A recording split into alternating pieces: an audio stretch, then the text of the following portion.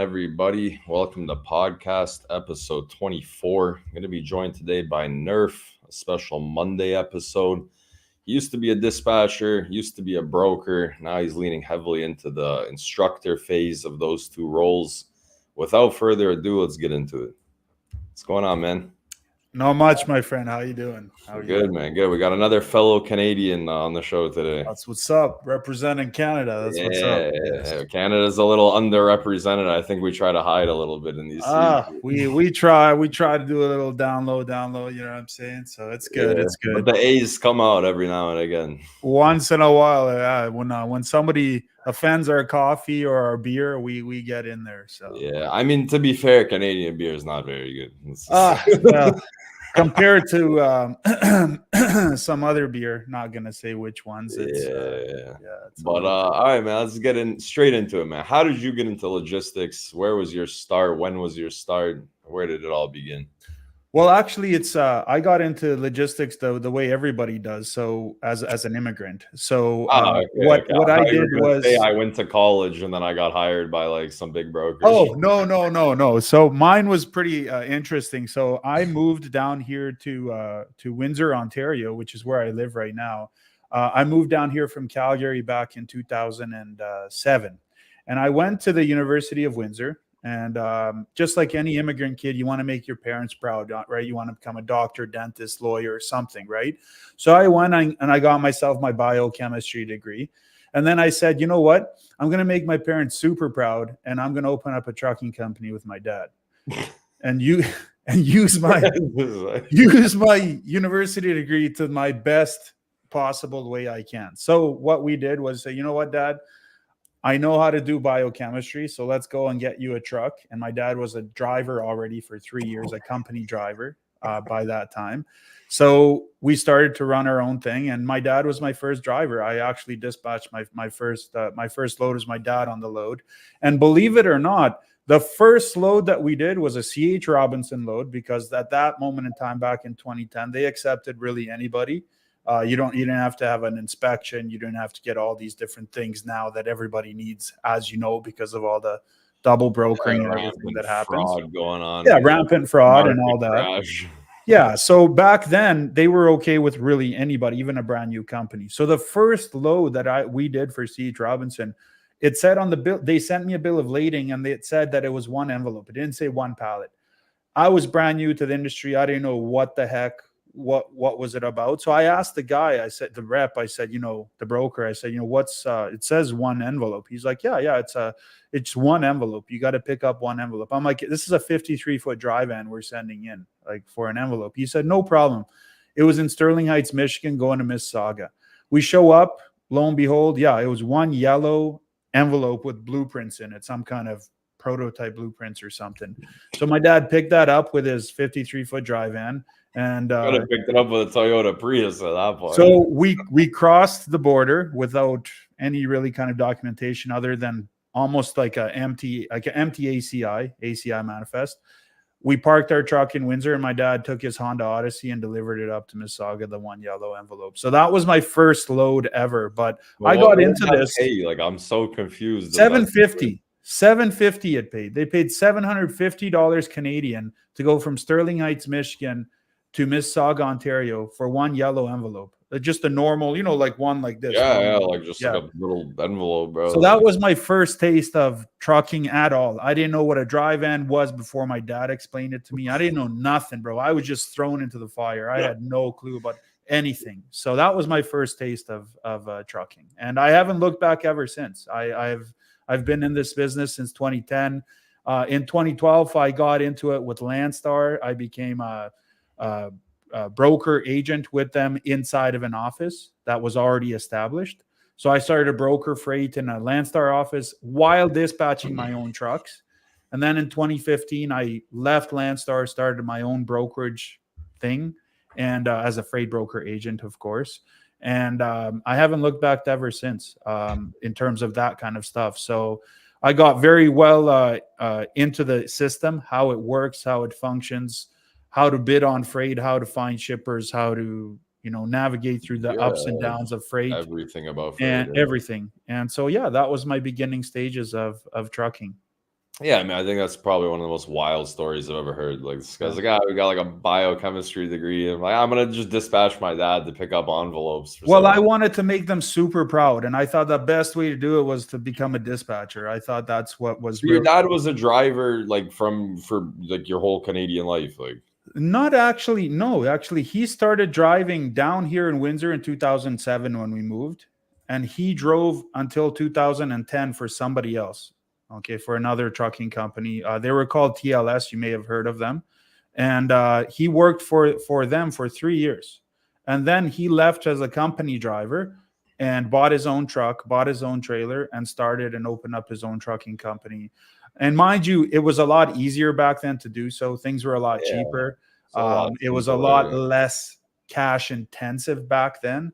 And of course, because of inflation, it was a lot easier back then than it is now to do so. Even with keeping in mind that in 2008 there was the crash, even with the crash, it was still easier to get through everything than it is right now. Like somebody brand new Yeah. wanting to get a truck and trailer, Yeah, it's no, a I lot just had harder that now. whole Bill Robinson show, and he was explaining to me because he was brokering in 2008 from Mhm, Canada as well. mhm. And he told me, man, we were slinging freight in '08. Nothing was really bothered by the crash. I mean, I guess like things have to move. It doesn't matter, man, what's going on in the economy. Things have Yeah, to go people places. need toilet paper whether there's a crash or no crash, Yeah, right? and he was actually doing in '08 heavily Clorox, so like the Oh, Clorox, disinfecting yeah, wipes. Like that was moving anyways, yeah. bro.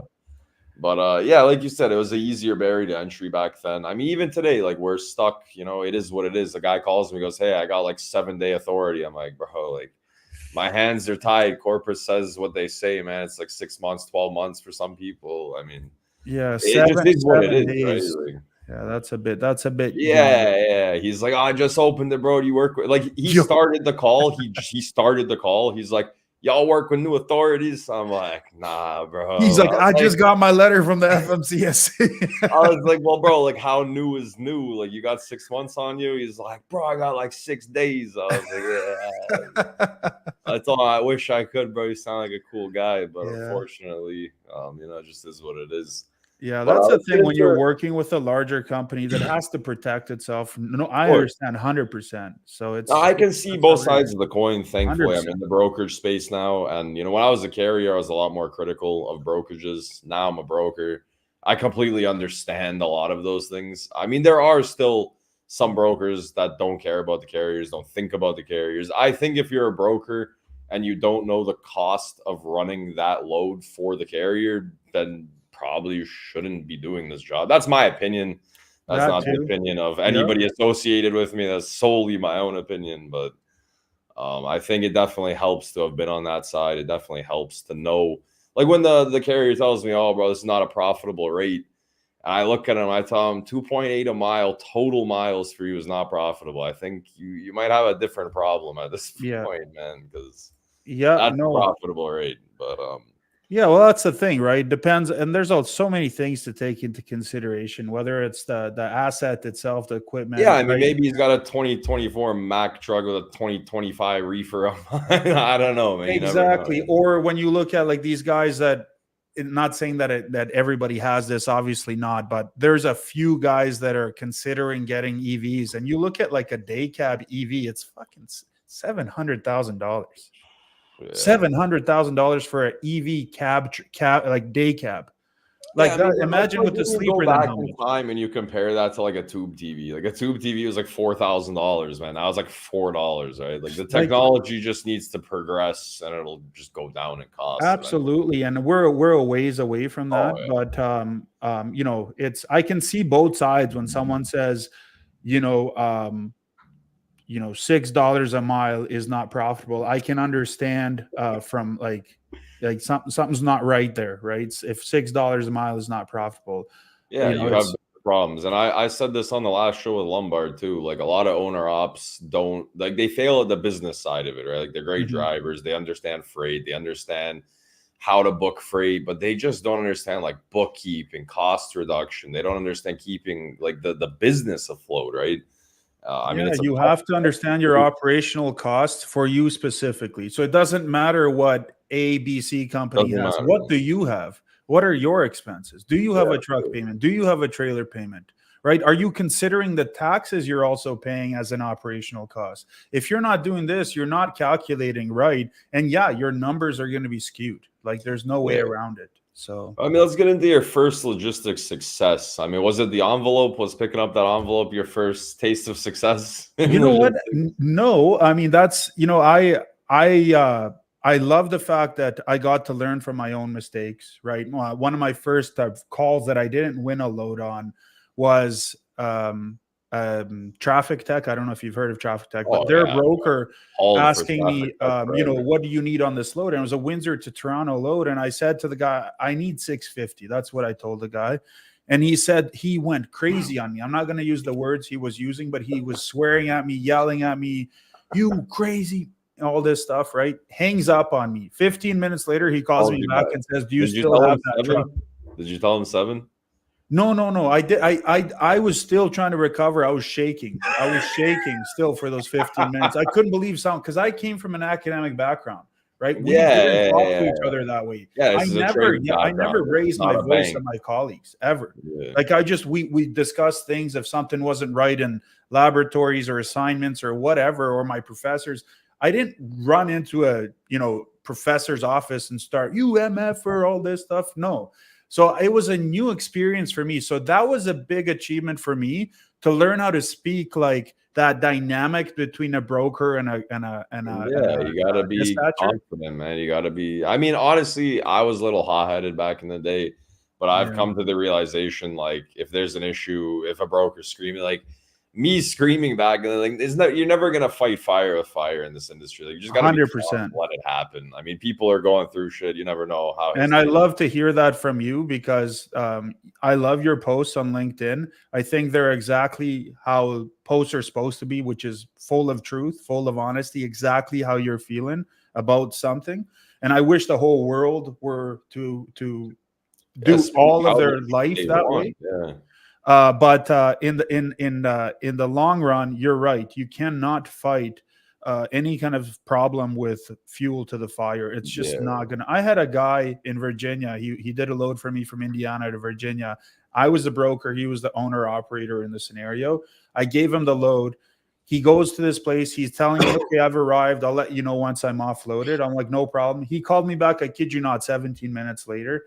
And he says, I'm not offloaded. If I'm not offloaded by the bottom of the hour, I'm going to burn this place down. So I laughed. It's just a human natural just reaction to that, thinking it's a joke, right? Yeah, when you say something and I think it's a joke, I'm going to laugh. Even maybe it's an inappropriate joke, I'll still laugh because I can't control myself.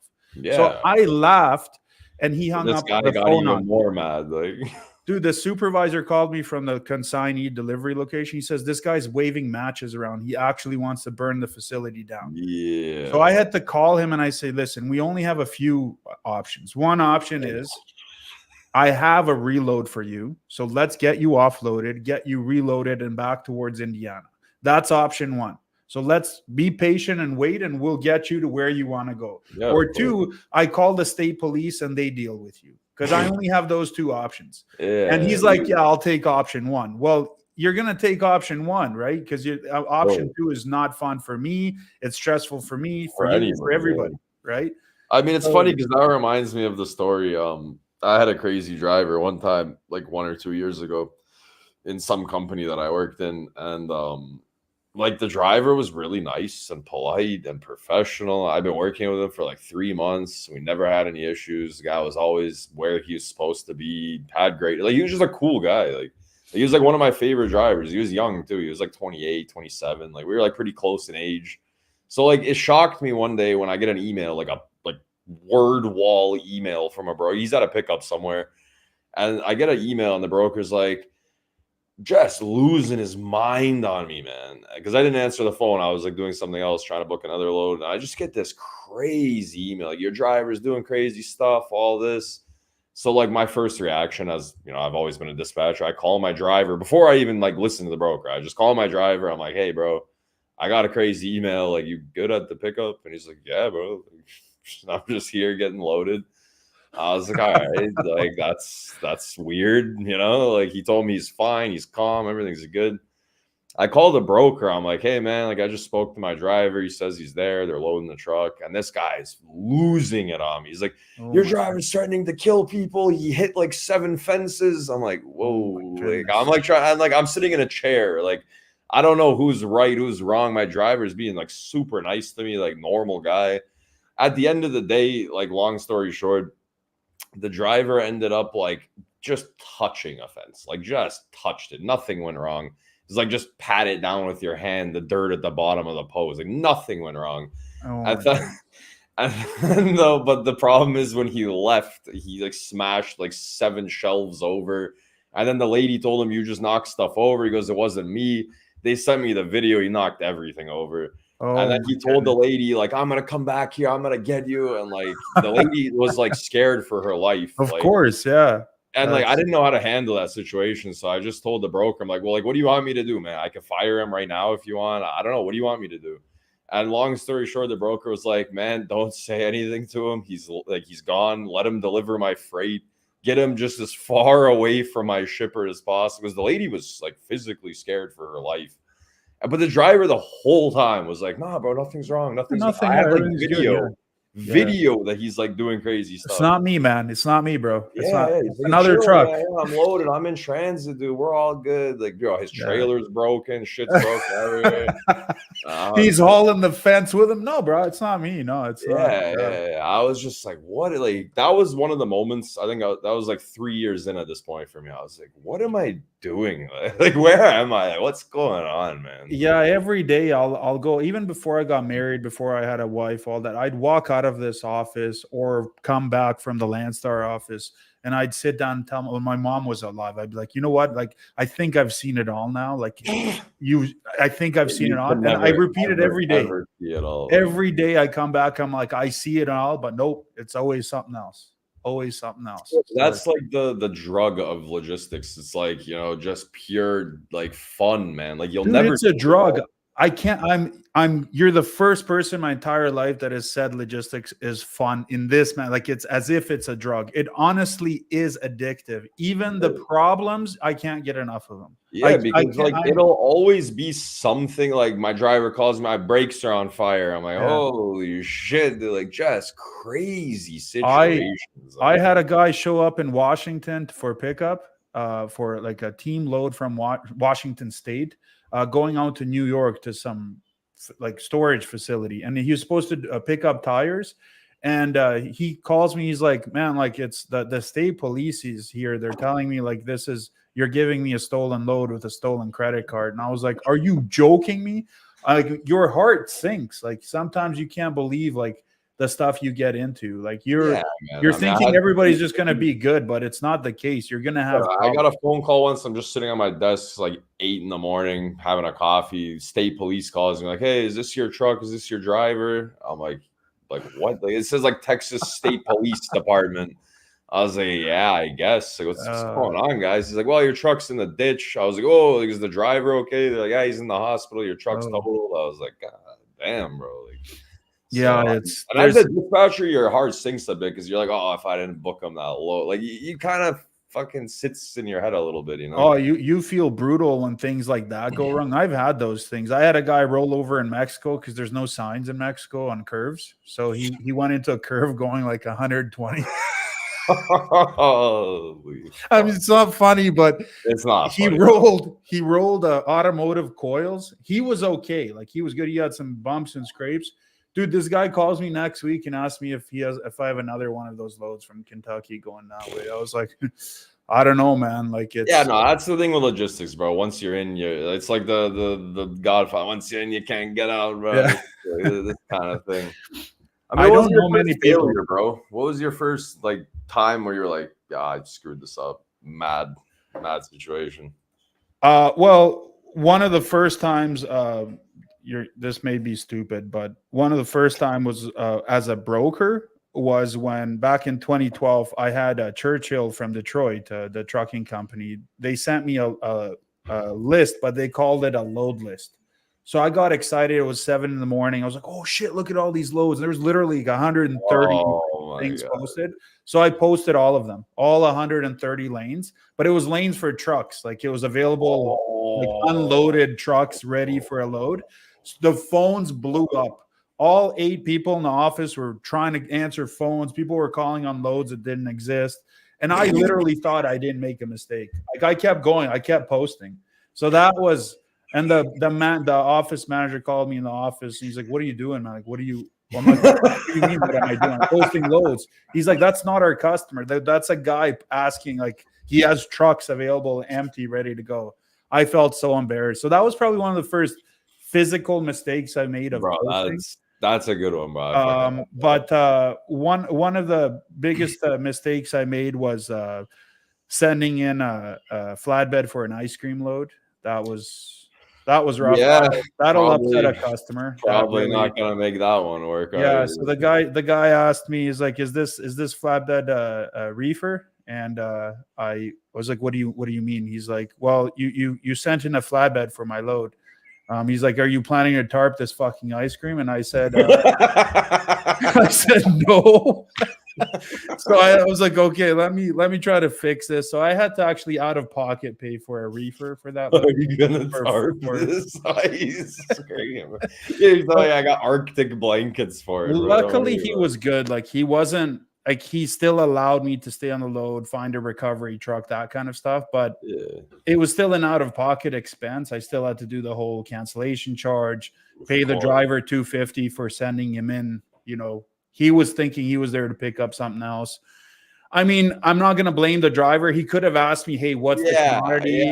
Yeah. I'm not going to. I didn't even tell him it's ice cream. But if he didn't ask you what he's loading on his truck, that's also kind of retarded. Yeah, it's a details thing, though. I should have told him it's ice cream. Keep it at so and so. That's honestly that's the quote of the century, bro. Are you planning to tarp this ice? And he confused me. I was like, "No, I'm not planning to tarp." I even answered it, which is even worse. It reminds me when I was doing power only. The past year and a half, I was doing only power only, like just straight power only. And I'd ask brokers, they'd be like, "Oh, like is it hook and drop?" And the broker's like, "No, it's a dry van." I was like, who, like, why are you selling this? Where did you come from, dude?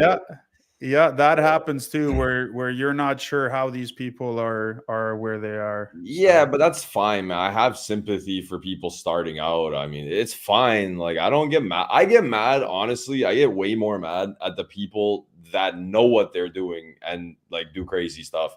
Because it's like, dude, you've been doing this 7 years. Like, how are you treating me this way? Like, how have you been here for 7 years? It comes down to the human interaction for me, mainly. It's like, why are you treating a carrier or a whoever or the carrier treating the broker? Like, how do you talk to humans like that? You know? Like, dude, if I'm having a rough day, why are you telling me certain things that are not okay to say? Like, I'm working for you. I'm literally, like, even though you're doing my load, for example, or you're my driver doing a load that I got for you, I'm still working for you. I'm trying to make this as easy for you as possible. If there's a problem, I'm answering the phone. I'm the guy that answers and gets it resolved. And I don't quit until it's, even at the detriment of myself, I will not quit until it's resolved. Hey, man, I'll never, ever, ever forget this one. This owner, man, he told me, man, he was the calmest dude in the world. Didn't matter what happened. He'd be stuck 8 hours. Like, I didn't care about anything. As long as he was getting his attention, he didn't give a shit. And he always told me, man, you got to keep it in motion with no emotion. I was like, yeah. Did you ever have drivers that like when you worked as for the power only stuff, or even before that, if it was owner operators, did you ever have drivers that call and be like, "Hey, let me just ask you something. Do you like puppies?" And you're like, "Yeah, I do. I do love puppies." And he's like, I'm like, "Why do you ask?" He's like, "Well, listen, I sell puppies, and if you want, I could deliver a few for you. They're about 700 a piece. They're really nice pit bulls, like really nice pit bulls. I think you'll love them a lot." Have you ever had that where they sell puppies to you and stuff? No. Yeah, I've had quite a few. Or honey. No, I haven't. Have you had honey where they sell honey to you? Bro, I have had a driver sell me absolutely zero things. Dude, I've had so many try to sell me. I guess I still haven't seen it all. You see what I'm saying? Yeah, I didn't. You can spend 50 years, you'll never see it all. Me too. Like I didn't buy a puppy from the guy that we're selling that, because he's like he called me actually in the morning. He's like, can you get me a load from Detroit? I got to go see my it was his lover. Gotta go Like see he my was married. puppies, bro. He was married in Detroit, but had a lover in St. Louis, and she was like his girlfriend or whatever. And so he was trying to get there. So I got him the load, and while he's driving, I asked him like what the current location is. And during that current location, he's like, let me ask you a question. He's like, do you like puppies? And I was like, I do, Eugene. What's why? And he's like, yeah, because he's selling pit bull puppies for $700. So Yeah, bro, that's the most wild. Yeah, like I guess I'll get there one day. But I mean, bro, let's get into a little bit more back on the script here. sorry, yeah, we were a little. Oh, it's all good, bro. It's hilarious. Like, do you sell puppy? I can't wait to make that a clip. That's the first clip tomorrow. Like, but what are you doing now? Like, what's up with you now? What is a day in the life? Are you doing broker stuff still? Are you doing carrier stuff still? Are you just doing this? Like, what are you doing today? You know, what's your day look like now? Yeah, so right now my day is primarily focused on this training stuff for Truckadium, written just like it is here on the shirt, Truckadium. So with Truckadium, what we do, we have a dispatch course and we have an advanced freight broker course. So the dispatch course is primarily for people that are brand new. They got to get into finding out everything there is to know about being a dispatcher for an owner operator or an established trucking company. It's almost like getting the experience before the experience. So we show them visually how it all functions, what kind of problems they can have, what type of equipment they'll be dispatching, the actual physics of that equipment, the actual rules and regulations and compliance for all that, the communication with the drivers, the operational costs, how to use load boards, how to make cross-border paperwork for ACE and ACI manifest. We show them in the system how to do that. We show them how to use the top 3 load boards in America, which is LoadLink, DAT, and TruckStop, respectively. Is LoadLink, is that the one where it's always like posted through LoadLink Canada? Like, that's the one. Yeah, that's the Canadian one. LoadLink. Yeah. It's Canada's only load board. I'm willing to even go that far to say that it's the only load board. It's pretty much a monopoly on the system. I mean, they are the owners of the biggest load board in Canada. They're actually DAT's sister company. I don't know if you know, but they're owned by the same company. No, I have no idea. DAT I've and never LoadLink, dispatched, like, I've never been a dispatcher. I've never been on the carrier operations in Canada at all. Not one load. Yeah. Now on the brokerage side, I've dealt with it a little bit, but on the carrier side, not one time. Yeah. So in the dispatch course, we go through the entire carrier operations, all that kind of stuff, like everything there is to do. It's split into 4 modules that we do it. And the four modules that we do is primarily because people need to understand how it all works. So the overview of the trucking industry, right? The types of tractors and trailers that there is to do, the understanding of the legal weight limits. You can't just put 2 million pounds on a truck and run it down the road. Things will go wrong, right? Yeah. So knowing how the FMCSA rules, how to open up a trucking company, what are the trucking certifications? Like it's a lot of things. Like it's a lot of things. It's a lot, but like Kamal and I always say, Kamal's my business partner. Like we like to say is this is the beginning step.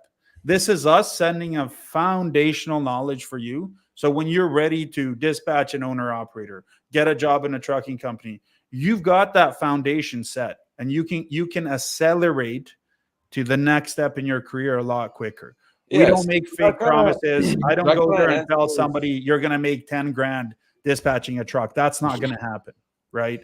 Yeah. So we tell them realistically, you're going to make this amount of dollars per month per truck. This is realistic. This is not, we're not shoving rainbows to you and telling you, yeah, you're going to be perfect and you're going to have no problems.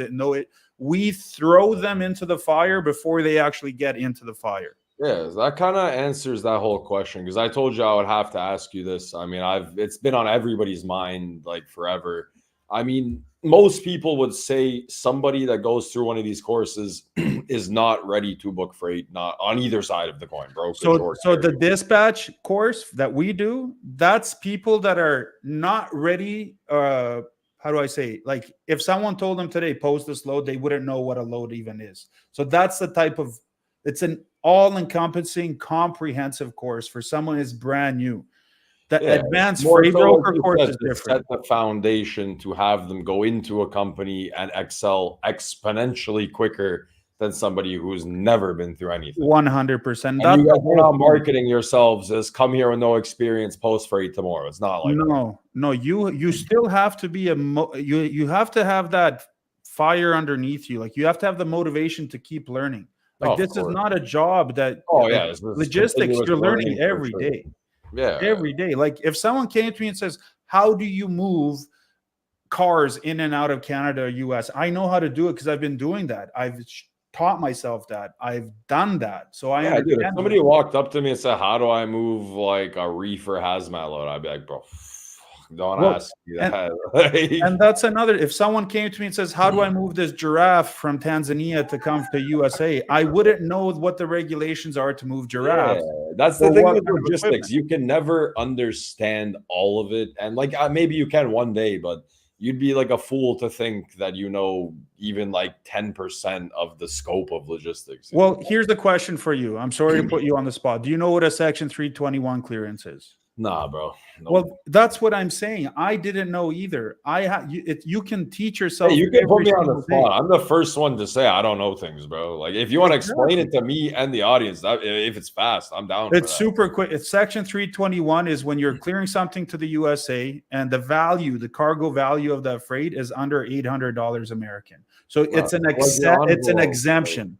It's an exemption. You're saying I have less than $800 of value in my trailer. So it's easier to clear. You don't got to go through the customs broker. You don't got to do all that kind of stuff, right? So it's an easy way to clear, and you set that as your exemption on your ACE manifest for drivers crossing the border. Okay, so but that's just how often does that occur in a full truckload? Probably never really. It happens. It happens. You'd be surprised. This stuff happens more than more I guess some people just hire a carrier because they can cross the border. Like they probably just be like, I just need to move this one thing. Can you just do it for me? It could be that. It could be something like a pallet of chips that is less than $800 in value, for example. A pallet of something less than $800 in value. Like right away, Section 321. The border, just get it across for us, please.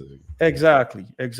And that's the thing. Like there's things that you've done, Alex, that I have no idea how to do. So I would have to teach myself how to do it. Like, I mean, that's the thing. You have to humble yourself in life, especially in logistics. I mean, like you can't fake it till you make it in logistics because, like you said, you'll send a flatbed for an ice cream load, right? You'll do the Nurf thing to do, right? Yeah, you'll get caught really fast in logistics if you're trying to fake it. Like I'd much rather just say, "Hey, I don't know this, but let me go learn it." Like you can learn these things fairly quickly. So I was just gonna say the same thing on the brokerage side. So like our brokerage course, so you have a foundation. We still set kind of a foundation even in that course in the beginning. And then the day 2 of the course, because it's typically a weekend course, day 2 is like how to find shippers, how to qualify shippers, what are the rate quotes, how to do RFI, RFP, RFQ, understanding spot rates, understanding contractual rates, shipper broker agreement, shipper credit applications, payment terms, cold calling, cold emailing, logistics sales, life cycle of a load boards, how to use tech, like the different tech tools available out there. How to digitize your freight brokerage, finding reliable carriers, how to tell double brokers they need to be thrown from a bridge without a life jacket, that kind of stuff. That's what we talk about in day 2. But I tell the shipper all the time, I don't know how to move aluminum chips, for example. I'm going to go figure it out, or you can show me. I'm willing to come to your facility so you can show me what you're looking for, and then I'll have a precedence as to what I need to go out and find for you. But if someone came to me and said, "How do you move? Can you move aluminum chips?" In hindsight, like back in the day, I wouldn't know. I'd be like, I don't know. I don't even know how to move that. I don't even know. What another fellow Canadian of ours, Dan Deegan, said it best, man. He doesn't sell something to a shipper. He doesn't sell that he knows everything. He sells to them that he can find out, and he's good at learning. And whatever it is that they need, he will figure it out, and he will figure it out fast, and he will teach himself that. And that's I love that guy. Yeah, I met him in person a few months back. Such a cool dude, bro. Yeah, he's respect, and he does things the right way. He's built for this business. He literally is built to be a logistics sales guy, like legit. Like he's He is he actually breathes very it. good Yeah, at he has what the he does. tattoo too. Like I have logistics tattoos. He has like a huge tattoo on his arm that just is like breathing logistics. Like, Yeah. but I mean, so you guys got the beginner courses. That's for the dispatch side, the brokerage side. You guys also do more advanced courses for people that already know what they're doing, right? Yeah. And yeah, so the advanced one, exactly. We have both sides. And the advanced one, like I say, that's more in depth. So that's all the sales, how to do sales. What is the actual how to use emotional intelligence, how to apply empathy, how to apply curiosity in a real way, like a human way, like how to actually be curious. Why research is important before you pick up the phone and call a shipper or cold email a shipper or cold Yeah. video shipper. You don't want to just email a guy, say, hey, you have load, period, no signature, no nothing. That's not cool. You have to know what you're getting yourself into. Maybe Hey, you we guys got aren't a into fit. that. What's your opinion on this? Because we got into like, I mean, it was a pretty heated debate today on LinkedIn about such a stupid topic too. Somebody was making fun of people for pitch slapping them, like when you're on LinkedIn and somebody just says like out of nowhere, like, hey, like it hits you like a paragraph of nonsense.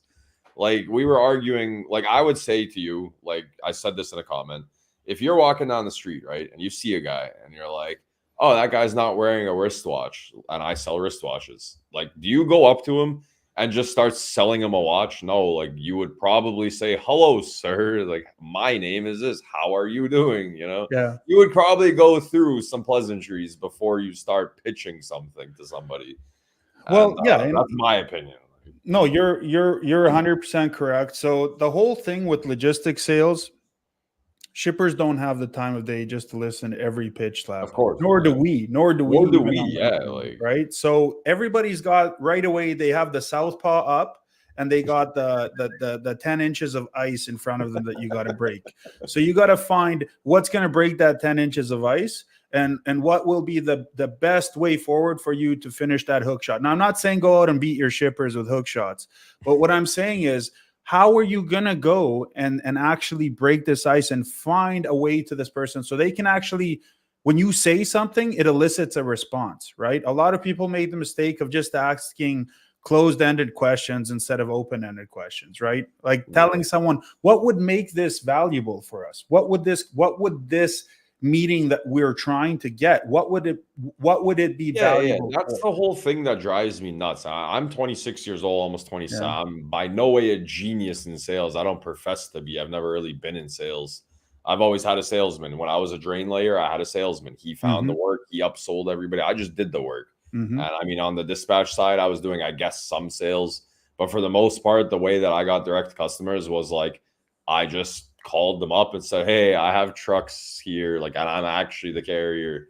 And it was like a very like crappy sales process, but it worked because I was a human, right? Like that's my like biggest advice to people is you don't have to be like a sales genius, man. Just be like a human, like talk to people as humans. Like, hey, how was your weekend? And like, I don't know, like It's gotta be, you gotta here to break the help, ice that right? way. There's Like, no way. There's no way around it. I mean, just pitch slapping people left, right, and center. That's kind of throwing whatever you can at the fan and yeah, it's seeing where just the walls spray and come upstairs. pray, waiting for something to stick, bro. I know that that's not the best path forward. I think if everyone just took what I like to call it is as a consultative approach, right? So it's a new method, new age way of selling where you're actually warming the person up to yourself and also you warming up to them and seeing if you guys have Yeah, something anything that's common, in something common, nice. Yeah, right? you know what? That's actually a great example. One of my sponsors, Fair Trade Workforce, the owner of that's Vince Gonzalez. He's the best example of that. This guy literally, I don't know if he hit me or Sean or somebody. And he was just like, hey man, like I'm working on something. I like what you do. If you want to like take 5-10 minutes out of your day, I would call me. That's cool, man. And like that's it. He didn't even tell me what he does. He was just like, hey, bro, like if you want to like take 10 minutes of your day to listen to what I have to say, that's cool. If not, I get it. And I was like, you know what? Like, this guy didn't sell me nothing. Like, he just told me, like, yo, if I could have 10 minutes of your time, that's cool. I was like, yeah, sure, man. Because I that's get like a people human thing, right? That's like a human approach to somebody. I get people do that to me on LinkedIn, and those are the type of people I talk to. But Yeah. if And I someone just just took the pitch slaps call. me with some AI thing, some how Yeah. to quicken your invoices with AI, like and it's just that you can see it. You can see like or it says like end quote. It's like Biden wrote it or something. You know what I'm No, saying? it's like, so I took this guy's call. I took 10 minutes out of my day. In the first 2 minutes, like, I just liked the guy. Like, I just like he was just a cool dude. And I was like, yeah, like, what do you actually do? And he told me what he does. He does like some nearshoring stuff for people in, a poorer country, and they don't have access to computers. They don't have access to get to the office. He's like, I'm just gonna buy computers to these people, change their lives, give them jobs. I was like, like, I can get behind shit like that, because he's just a human doing things to help humans. And he's just a person at the end of the day, right? He's not a robot. He's not talking to me like a robot. And that's the thing in trucking. Most people don't want to hear that. Most people don't want to be spoken to like robots. Like, we don't work in a bank for a reason, right? Like, the allure of trucking to me is that I can wear a t-shirt and shorts to work and like be myself. Like, that's the allure of trucking to me. Well, that's the thing, right? Like, above the camera here, I got this nice shirt on, but below, you don't know what's going on. You know what I'm saying? This guy. The best part is I'm not joking, but that's okay. No problem. Yeah, I'm wearing shorts too. I don't give a shit, man. I'll stand. I don't even care. But anyways, back on topic here. So, sorry. You are 100% in the instructor role. That's your main focus, main thing. That's the main thing, and I pour my heart and soul into it, man. Even if we have like 7 students, 10 Hit students. us with a number, man. Hit us with how many years of experience you had going into the instructor thing. I have had 14 years of experience. Boots on the ground, day-to-day operations. So boots on the ground, and it's like the sleepless nights in the office, like literally a blanket and a freaking pillow right here on this blue carpet. I don't know if you can see if it's blue, but literally sleeping and hearing a bell that I need to go and notify a customer of a current location for a load because the carrier won't give the driver's phone number out because it's against carrier policy and against carrier security and all this stuff. So things like that, right? So look at it. Let me just put a number to it, just for the sake of this world. Okay, so I started in 2010. Okay, 14 full years of doing this. Okay, 14 years. Okay, so think about it. I was doing, and this might surprise some people, but I was working 15 hours a day. Not 3, not 4, 15 hours a day. It doesn't surprise me at all. 15 hours a day. Let's say that I only worked Monday to Saturday. Let's leave Sunday, even though I worked Sundays too. But let's say Monday to Saturday. Okay. 15 hours a day for 6 days a week. Okay. That comes out 360 hours per month. Okay. That comes out to 4,320 hours per year.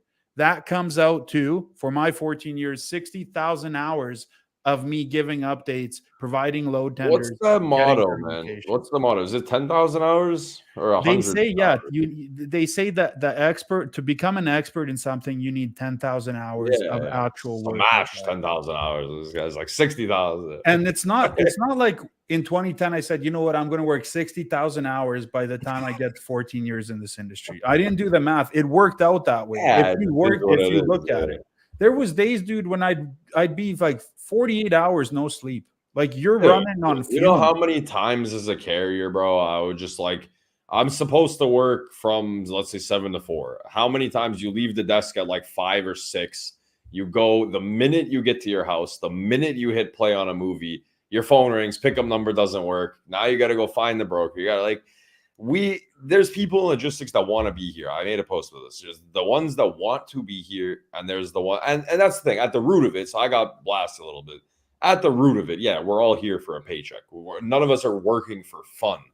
Yeah. But there's a difference between being here for a paycheck and being here for a paycheck that you enjoy being here for, right? Like I enjoy what I do. I love my job. I love trucking. And you can tell who wants to be here and who literally just wants to pay their bills, right? Those are the guys that are like 7 to 4, see you tomorrow, turn everything off. Like, I mean, there's a difference to it, right? Yeah, you got the 9 to 5 brokers who at 5:01 the phones are off, and if you have an issue after 59, man. If you have an issue, that's it. Until tomorrow at 9, there's nobody answering. Somebody in after hours who doesn't know what the hell's going on, what a pickup number is, what a flatbed is. Absolutely, right? So there's those type of people, and hey, if somebody wants to become that, that's fine, man. I'm not roasting people for wanting to do what they want to do in their life.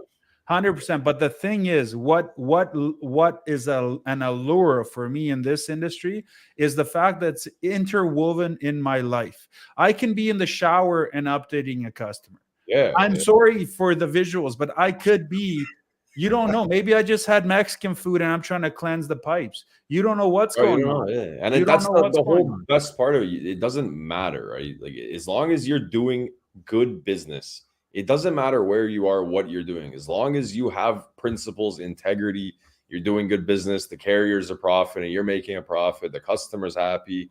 I mean, if you're doing good business, that's the allure of trucking, right? Yeah. Especially in 2024, the world is, everyone's oyster. The internet is there wherever you are. I have the same phone and the same computer and the same internet and the same software wherever I am. It doesn't matter Yeah. where I am, right? And Yeah. that's something I love about it.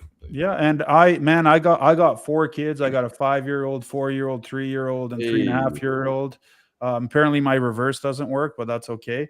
But essentially, having 4 kids, man, I'm still fully into this job, and yeah, I didn't even I catch that joke. Like, it's just like, I'm even, you know what, I want to do brokering again soon as well. This is just, I'm just telling you as a friend, because I love it. I love the job as a the whole. I thrill love of it, talking to bro. carriers. I You're love talking to chasing the dispatch. thrill of it, man. As a carrier, as a broker, you're always gonna jump up and down when you catch that fire load or like something Oh, goes dude, well. And that's the there's an thing, right? addiction to that feeling. Like, I have a playlist. Every time I win a load, I play like a song, and it's the worst kind of stuff like you can imagine, like the rap, like it's just like hardcore, like hardcore. and I'm just going crazy. I'll throw my son in the pool with a life jacket. Like I get pretty out of hand, I get pretty excited when I Yeah, win a man. I load. remember being a dispatcher in a big office environment, like 50 dispatchers in the same room, and Yeah. you book like some bomb, dude. You just like start telling everybody, like, "Oh, look what I just got! Or, look what, look over here!" And they're like, "Yeah, Yeah, wait, you didn't get the rate con yet." You're like, "I already got the rate con, bro." exactly. I Yeah. love that shit. That's the thing, right? Or you tell, like, back then I had a boss, you tell your boss what just happened, he can't believe it. Like he can't believe you guys just booked Yeah. what you booked. Even when Right? your manager's like, "How the fuck did you pull that Yeah. How off, did bro?" you do this? How did you guys Yeah, get this done or whatever? Yeah, those are that's the those are best. good old times. But all right, bro. So you're doing the instructor thing. I mean, I'm down. I like how you guys are open about it. You're like, dude, we're not selling sunshine and rainbows. You're gonna come to our course. You're gonna have all the knowledge you need to start learning somewhere, and you're gonna be leaps and bounds ahead of anybody else. And I like that you guys also do the expert like kind of courses, like the more advanced stuff, Yeah, because but then it's something for everyone, right? Like, But here's the thing, like our biggest, what differentiates us. Sure, great. We have a great course. We did a lot of work. We put a lot of hours into making the oh yeah, courses.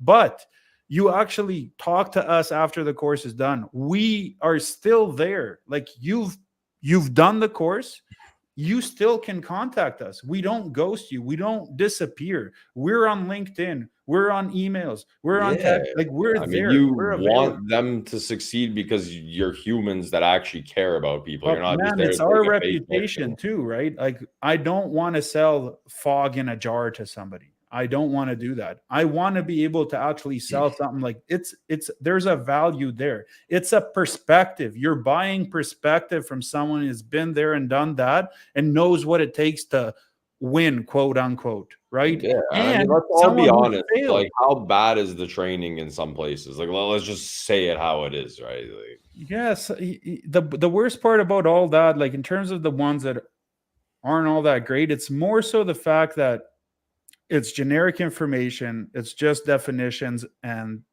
that's it. There's I don't know. no The thing post that training bothers me, the support. thing that really pisses me off the most is having seen it with my own eyes and having like heard the stories from people I know in real life.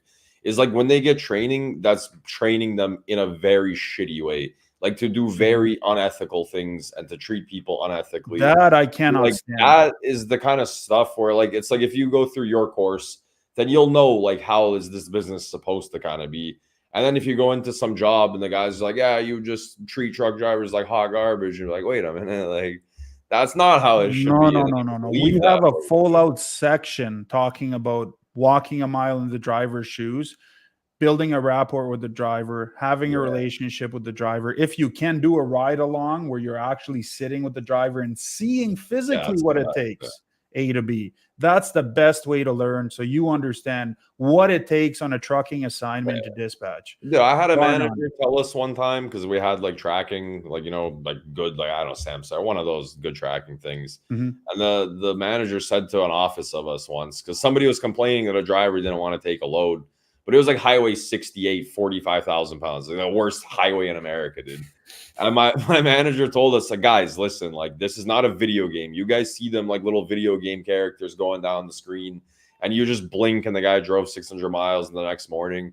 He's like, Yeah. that's a human in a truck going that could kill the guy. Like 45,000 pounds and 68 is either going to kill him or his truck, and like he has a right to refuse that load. And you guys shouldn't be sitting here talking shit about it, right?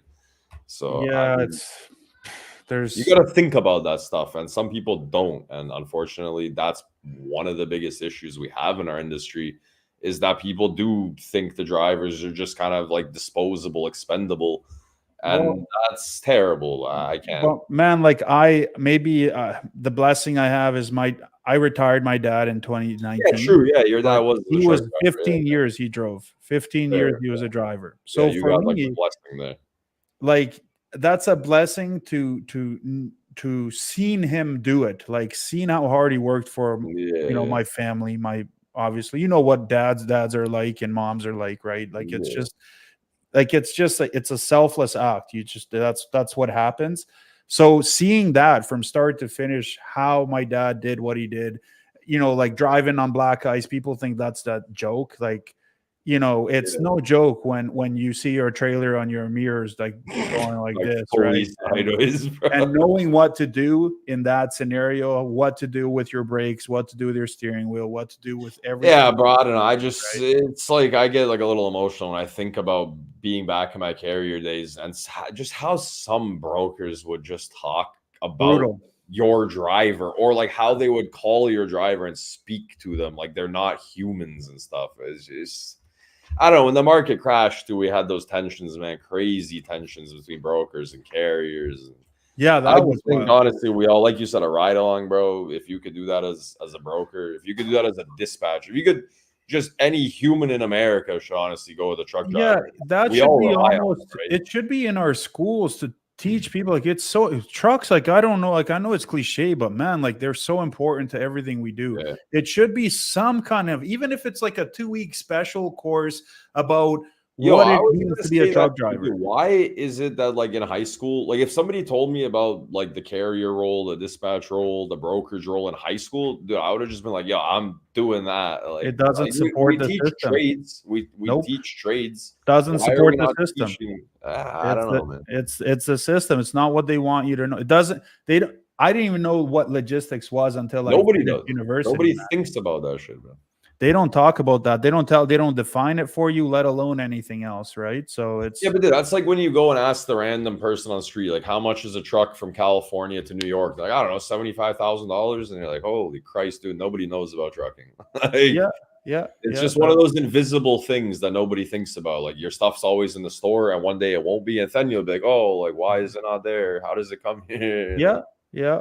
it's like I used to be a plumber, and one of my bosses told me like plumbing's one of those things because we were drain layers. Like, we'd have to come to your front lawn and dig like a 7-foot deep hole to find the pipe. And people just like you flush the toilet, and my boss told me like they flush the toilet, it disappears. They don't think about it, right? Like they don't know where the pipe is. Nobody knows there's pipes in the floor under their house, like all this. So Kind of you were a plumber. So that's one of the jobs you did before Yeah, dispatch. that was what I did when I lived in Canada. I Oh, was a drain respect, layer, man. but like a heavy drain layer, bro. Like I was digging like 3 holes in your front lawn, tunneling the pipes through in like minus 30 Canada winter, bro. Like jackhammering the Oh, frozen geez. dirt. Like, yeah, I wasn't a plumber, bro. I was a drain layer. It's a huge difference. Like plumbers come in and do above ground work. I was doing only in the groundwork. So Oh, geez. that's why I respect an office job because like I have like air conditioning when it's hot. I have heat when I it's was an cold. automotive detailer. I worked for Honda and Ford. I used to clean cars. That was my first profession Yeah, for I 6 think like years, essentially. sports and manual labor will like give you a lot of grit in life. And like if you're like 17, 18, you don't know what to do with your life, man, just go do something like hard with your hands for a year or two. And Yeah. like you'll really like appreciate life a lot more. When I did lawn aerating for 3 seasons. Hey, I did that shit too. And you push that machine around to make all that stuff, man. I used to come to the door, be like, "I'll do it for $100." Fucking, the guy's like, "Great!" I go in his backyard, it's like 56,000 square feet. I was like, "Oh, what did I do?" One of my first week doing that, I learned a great sales lesson that day. So I went to the guy, and we had a standard fee. It was like $50. And I went to this guy's house, and I had been doing all the shit in that neighborhood for $50, and everything was cool. And I went to this one random guy's house. He was like on the corner, I guess, like a corner lot. I was like, "Hey man, yeah, like I'll do your whole backyard for $50. I'm doing everybody's for $50." Some shitty sales pitch. And he's like, "Man, if I was a bad person, I would agree." But he's like, "Listen, I'm gonna teach you something. Like, never quote before you look at something." And I went to the guy, and he paid me like $200, but it was like 17 of the $50 house. Yeah, man. I went to this guy's backyard. It was like 6 acres. I was like, "Oh man, $100." He's like, "I'm gonna be nice to you and give you a fair price." He told me, "Don't quote anything before you see it ever again." Yeah, fair, dude. I remember I was like 14. I was like, "Yeah, fair."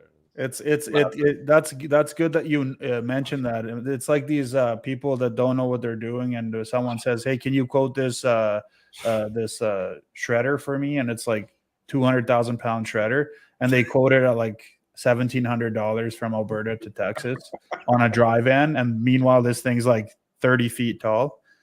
Like, it's unbelievable. Yeah, but anyways, bro, let's wrap it up. So you're doing the instructing thing, you're loving it. A shout out to the instructing thing where you guys are selling actual information. You're not selling pipe dreams, which is cool. We sell perspective for new and old brokers. So it's and new dispatchers as well. So if someone wants, we can have a conversation. We have a discussion. New experience, you can always learn something. That's sure. Even if you're exactly right. And that's the thing, right? You see how somebody else does it and see how you can tweak your own approach to better yourself. One size fits all, but you can always learn, something from somebody in this. 100%. And you've had some great guests on. I did watch Mr. Robinson. He's definitely a fan favorite. That guy's a good guy. So he's a good gentleman. So respect to him and respect to you. Thank you for having me on. This was fun. This was a good bro. I've been wanting to talk. That's the beauty of this podcast is like I interact with a lot of people on LinkedIn, and I've been interacting with you passively for years. We've never spoken on the phone one time in our life, and that's what I love about this podcast. It gives me a way to benefit the guest and myself, and we get to carve out an hour and actually sit down and talk about things, which is great. Well, I carved it out for you, sir, and I hope I accommodated, man. It's the first Monday show in podcast history. Bro. Yeah, and hopefully it's of value to you. And it's honestly, man, with a dad of 4 kids, to be able to find an hour to just do something other than work, like do this kind of, it's a big bonus. So see, that's the thing. I used to think about it. I was like, oh man, I got to do the podcast after work, and like I slowly changed my attitude. I'm like, wait a minute, like all I'm really doing is something I want to be doing instead of watching TV or like reading. 100%. It's like it's become, now that I've got my structure sort of like down pat, and I don't got to think about my questions, and now I can be present and I can have fun and actually like interact with my guests. And I'm like more comfortable. I'm not like panicking, and we're like, oh, what if I like screw this up? So, and the night is young. It's only 12:16 in Belgrade, right? So it's only almost 1 a.m, bro. You got lots of time. You're good. You're safe. You still got plenty of time. Man, here we go. We're wrapping it up. We got to get through. I'm starting to do this section much quicker. And in terms of hobbies, man, what are you doing? All right. So hobby-wise, what do you like? I mean, I know you got like 17 kids. You ain't got hobbies anymore, but let me put it this way. So I love to go out and for this sounds corny, but I do love it. I love to take my kids to beaches they've never been to before and take them on hikes, even at this small, like little adventures in the woods. I love to do that with my kids. I love to go to the gym. I love to play basketball. I love to detail my own cars. I love to keep my lawn nice and green. So I love to do the whole take care of the lawn care. Like before this, I was actually outside pulling weeds and throwing weeds with a flamethrower. That's fun. You should try that. So those are my hobbies. That's what I like to do. And I like to annoy my wife, but that's throwing weeds with a flamethrower. Yeah, propane tank in one hand and a flamethrower in another, bro. It's respect. Jesus Christ, dude. All right, man. Sports, basketball. What are you watching? You watch everything? I watch soccer. I watch basketball. Football. What kind of basketball. soccer you watch though? Like club So soccer? so I watch club soccer and the national stuff. So I followed the Euro, I followed the Yeah, Copa I watched America, every single. I couldn't every watch the game. Copa because it was 2 in the morning start times. I watch it because of timing wise here is fine. Yeah. So I But the watch Euro is the that. best. I watched every Euro I game. watch every Euro game. I'm a big Euro guy. I love What's the your club? European What's competition. your club team? First of all, wait. First of all, what's your league? That's like a first So question. so here's the thing. So I'll be very honest with you. I think the best league in the world to watch is the English Football League. Thank God. Yeah, there you go. I Perfect. think that's the best one in the world to watch, and It's I the feel most like competitive one. it's the least corrupt league too. I don't So even know if it's the least corrupt. It just has the most competition. Most leagues have like 3 good teams. And that's yeah, it. and I that's the thing. But in terms of the teams that I love in England, I love Liverpool. I love Liverpool, and don't worry, you can shake your head. I'm a It's fine. United fan. What can I say? And I lived in England for a while, so I lived up there in the Manchester area too. So I love Liverpool. Liverpool Manchester rivalry is Yeah, I is need a to big get deal. out there, man. I And love UK rap, their media, their soccer. I love go to all of it. Wales, by the way. Don't forget Wales. Wales is a beautiful place. And Real Madrid would be my overall global team. Like that's a Yeah, team because of the original Ronaldo. That of he had course. a special place in my heart, and I played like him, or I don't want to say I was good Yeah, at I like him, wasn't but good like him. Yeah, I I just wanted modeled to my be play him because style he after was him. my idol. The way like that Yeah. way he carried himself, that's how I try to mimic my play Well, it's style. funny because I ended up my career in soccer as a goalie, and then I ended up Mhm, moving to striker in a mhm. rather weird turn. I was too tall and too I was heavy. always a striker in soccer. Yeah, Always. but like we're the same height. We're both too Yeah. tall for that. But Yeah. I modeled my whole play style after Giroud because he was like the only 6'5" striker in the Yeah, world. he was But a it good sucks because he was left-footed, so that kind of screwed everything up. But yeah, I'm a right foot guy. So, same, but same. Real Madrid would be my team. Liverpool in England. If we were to pick one in Italy, it would probably be Inter Milan. Would be the team that I would go I'm for. just honestly, man, I'm a United guy. I literally only watch United play. I skip pretty much every soccer game except for United. But in terms of hockey, man, I gotta ask you, because you're Canadian, you watch hockey? You like Oh, that's hockey? cool. I love hockey. I'm crazy. I am a European crazy fanatic, but hockey. Like I'm a European guy that's insane. Like I love Calgary Flames so much. Let me Yo, explain I how. loved them when they had that guy. What was that guy's name, dude? Way Which back one? in the day. Iginla? Who? Yeah, Jerome Yeah. McGinley, bro. Yep. So of course Love everybody that loved the guy. Flames then, but Yeah. hear me out. Calgary Flames. I love them so much that I watched the final Stanley Cup, followed the Oilers through the whole thing just to watch them get to Game 7 and lose because of the rivalry. I cannot stand the Edmonton Oilers. So that's how much I love hockey. That's how much I love the Flames. It's like it's in the blood, man. I love hockey. I love it, love it, love it. Yeah, So I used to play it. I used to love it, man. And long story short, I'm falling out with hockey. I just thought it was too like physical. I wanted to play something a little more not physical. Then I mhm. got into like football, American football. I was it's much less physical. But I used to love Sakic, man. That was my boy Lemieux. Like I Everybody grew up loved watching him. Everybody a lot loved of hockey. him. Yeah. I'm a big I loved Sakic Iserman, back dude, in the that day. Detroit team with Iserman and all the Shanahan, like I was Yeah. all over that as a kid, dude. Yeah, they were very good. And But Sundin, I mean, like the Leafs with Sundin, how you couldn't love yeah, that? everybody respected him. Like I had an admiration towards him too. But in terms of the teams, Flames would be number one, and Florida would be number two for me, the Panthers. And then the other team, everybody else, like I watch hockey. I love All hockey. right, I man. We're watch doing a hockey. very horrible job of. It's not. I'm not in a rush, but I feel like your family probably No, is. I'm sorry. I'm sorry. Yeah, We're doing such a terrible job of flying through the hobby section here. So sports, you love sports, man. That's great. Music, just pick 2 genres, but let's move on from that. All right, let's do our beautiful turbo folk back home and rap music. What's your favorite rapper, by the way? Uh, Top Lil two, Wayne. even. Lil Wayne is my favorite rapper.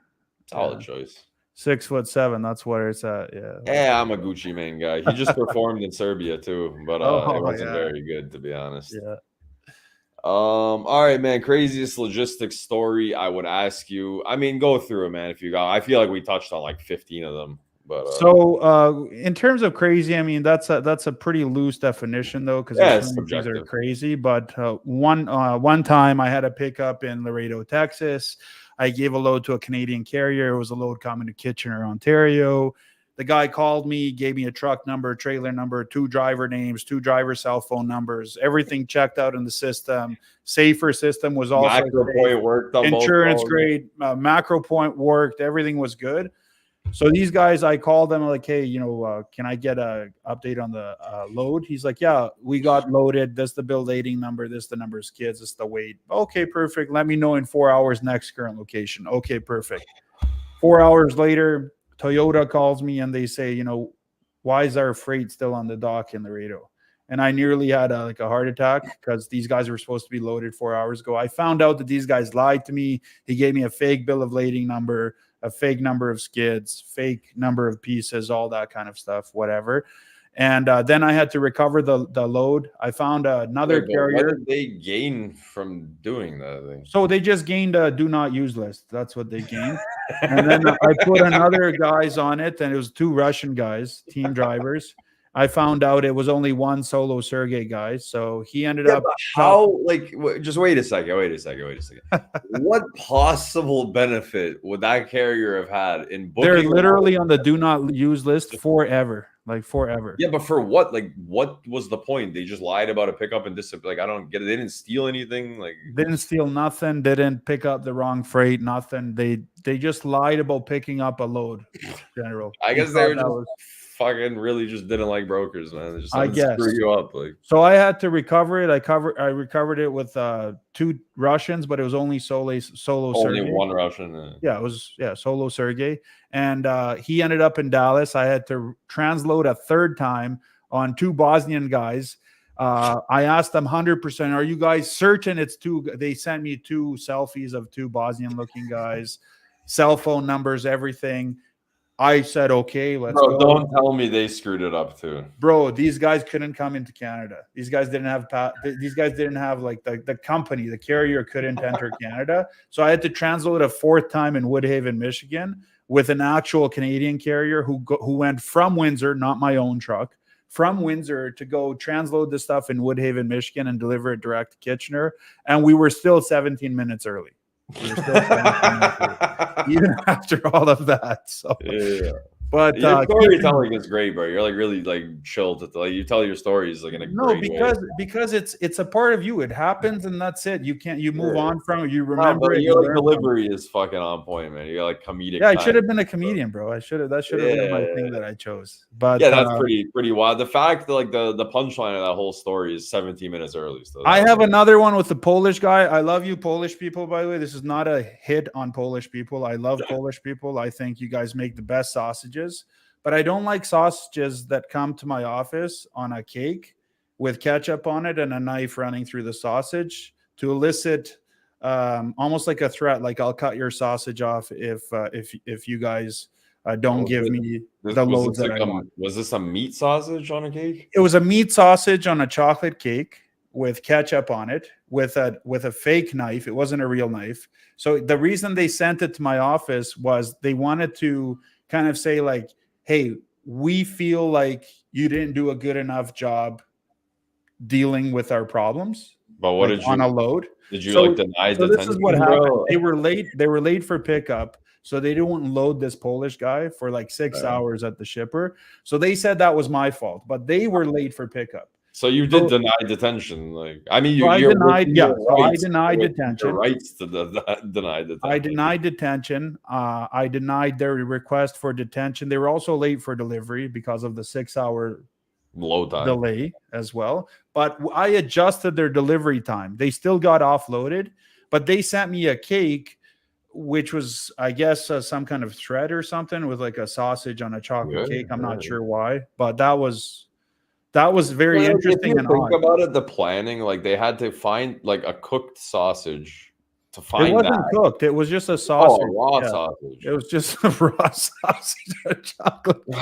Fuck's sake, bro. What is wrong? It was Heinz ketchup, though. I can tell the difference between French and Heinz. It was. I don't know what's wrong with people. I don't know. Yo, you have actually. I'm gonna bring you back in like a month or two for like 30 minutes, and you could just tell us stories for 30 minutes straight. 30 Yeah, minutes it's stories. stupid, man. Too many. Yeah, it's just too many stories. Yeah, we All can't, we right, can't man. even Let's get get through it. into Yeah. what I mean. You've told a lot of things that are very funny, but they weren't supposed to be. What is your Yeah. favorite joke? Actual joke?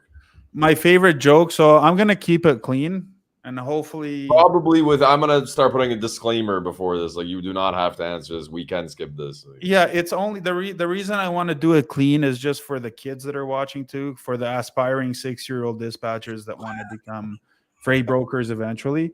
So the joke is, how do you make holy water? I don't know. You boil the hell out of it. Oh, that's not bad. It's I'm a not a bad dad, so it's joke. got to be a dad Yeah, joke. it's I not a can't. bad joke. Still, I didn't I hear have it. to. I mean, it's just I have That's to keep good, it bro. It's a clean. good joke. I never heard it. That's actually It's not a the bad. reason is I'm Balkan, so I'm Bosnian. So Yeah. we typically have very awful jokes, like crazy jokes. So since it's a family show, I can't use crazy jokes. But I yeah, wouldn't even call this a family show, but I guess people's feelings get hurt still. I mean, I don't know, man. It's trucking. Like, if that's you ask me, man, this is trucking. But unfortunately, we're kind of getting sort of politically correct these days. I At least in our understand. Yeah, community. And I mean, it is what it is, man. It's your name. It's your joke. I like the joke, though. Thank you. It's yeah. a I joke just you try to never heard. keep it as friendly, Yeah. family But it's friendly. good when people come in with those those dad jokes, but they're like fresh, like never been heard. Like Lombard, he was like, "Why? What did the fish say when he swam into the wall?" What? Damn. Like, Oh no, yeah, see, it's a good one. Like, you didn't hear it before, right? Like, yeah. I never heard that yeah, I before. never Yeah. heard that one either. So I mean, that's two in a row. I got two funny jokes Yeah. now. But all right, man. Here it is. There's no quiz show. Lev is on vacation. The final segment, sponsored by Fair Trade Workforce, Chicken Wing Choices. Respect. Fair Let's Trade go. Workforce founder Vince Gonzalez offering near-shore employees recession-proof rates. Nurf, what are your chicken wing choices? All Drum right. or flats? Here we go. It's gonna be flats. Ranch or Okay. blue cheese? It's gonna be blue cheese. Breaded or non-breaded? It's gonna be non-breaded. 1 out of 3, man. 1 out of Ah. 3. Another disappointing score. What I don't like, know how though- people like flats. How do you like flats? You need 2 hands. You got bones there. How Yeah, do you but like it's this. It's one motion. It's this. Watch. It's already done. It's already in the sauce. You take it.